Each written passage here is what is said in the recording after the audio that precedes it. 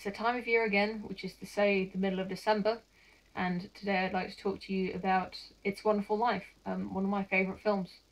What you might not know about It's Wonderful Life is that for 10 years after it was released, it was under investigation by the FBI as suspected communist propaganda. What I would like to talk about today is how I believe it is definitely not communist propaganda, and possibly even capitalist in nature, although I wouldn't call it capitalist propaganda in the least. Certainly I think It's Wonderful Life represents old-fashioned American values of the value of the individual and the power of the individual to make a big change to their community for the better. I'll let you decide for yourself whether you think it's a communist story or not. The film begins with a series of highlights of George Bailey's life, from when he is a preteen to when he is a fully grown adult man with his own wife and family and home. He's shown over and over again to be very generous and very thoughtful of other people.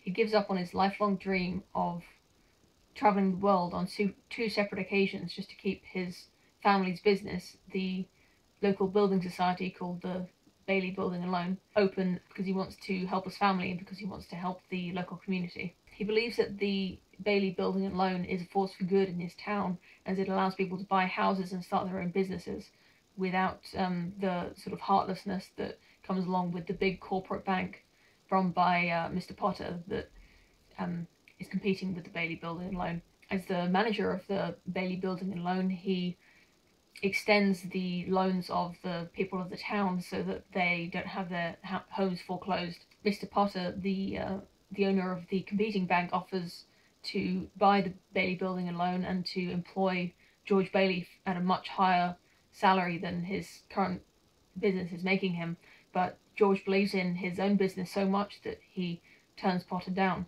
But despite making sacrifices for other people, he ends up pretty happy. He never gets to see the world, but he starts his own family with a wife. He buys an old house and fixes it up. But on Christmas Eve, one of his employees loses $1 million that belonged to the bank, and George Bailey becomes under investigation for some kind of fraud or embezzlement or some very serious crime involving money. And after that, George starts to spiral down into despair and bitterness at his life, at his decisions.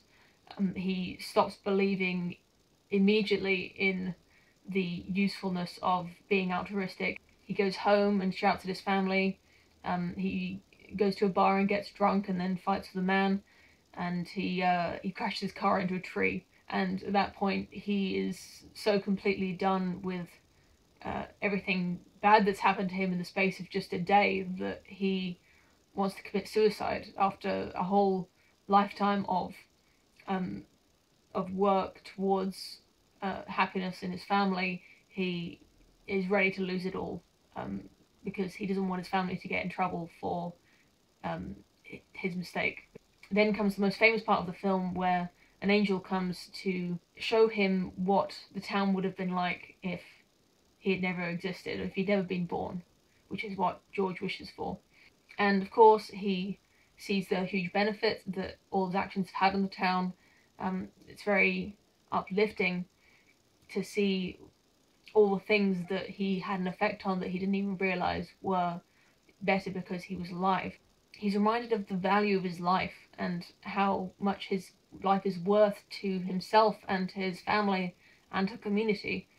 And he's so filled with gratitude that he is still alive. He came so close to throwing it all away.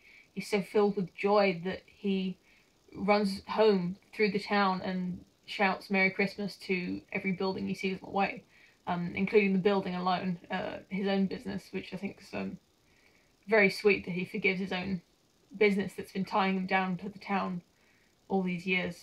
That's my favourite part of the film, is George Bailey's gratitude. What comes next is that the town bails him out of his troubles by each donating some amount of money that adds up to enough to cover his amount that was lost. But even before that happened, he was already so glad to be alive, even though everything bad that had happened to him that night still happened. He still lost, for all he knew, he still lost all that money. He still shouted at his family. He still got into a fight with that man at the bar. And he still crashed his car. But he's just happy to be alive because he realizes that life is worth living and that being a good person is still a good thing to do with your life. Now, maybe you think that's a altruistic fable about the values of community and giving, and perhaps it is, but I don't think it's a communist tale. I don't think it's communist propaganda, and I don't think it even is a good argument for communism. For one thing, George never gives anything away in the entire film. The only thing he does for the people of the town is that he keeps his business open. He keeps his capitalistic loan company open, and he extends the loans occasionally, as I mentioned.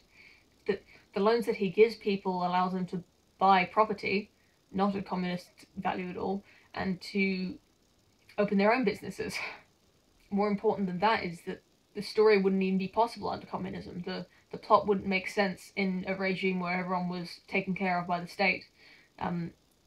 George Bailey's altruism would have meant nearly nothing to the people of the town he lived in because he would have nothing to give away. He would only be given what everyone else got. He would be in no position to help anyone because he'd be in a position that was no better or worse than anyone else.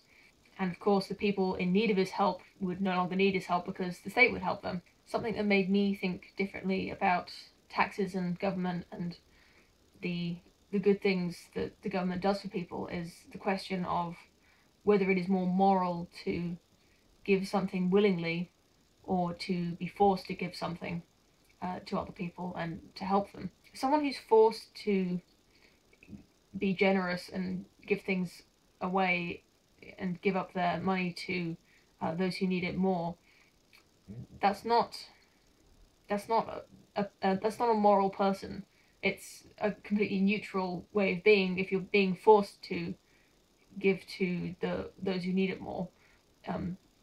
That's not to say that it's the wrong thing to do. I'm not trying to debate the ethics of taxation and benefits in this video. I'm merely pointing out that the altruism that is celebrated in this film wouldn't be possible in a communist state. The benefits of giving to not just the person receiving but to the giver. When you give something to someone, in the spirit of Christmas, when you give to someone, you also are getting something back from them. The gratitude that they show you makes you feel good about yourself, and I think it was Plato had this idea that the happiness wasn't just in enjoyment of hedonistic pleasures, but it was the virtues of the spirit or the soul being fulfilled. And if your virtue of altruism is never fulfilled because you're always being forced to give and are never giving willingly, that's not exactly moral. But whether or not that makes it a bad idea for governments to help those who need it using the tax dollars of the people who are making the money, that's not part of this video. This is just me pointing out the morals that are supported in the film and the values that are shown on the screen and celebrated. My view of George Bailey is that he is a altruistic capitalist. He's a very loving, generous man, but he is a owner of a bank and he makes a profit from the people of the town that he lives in.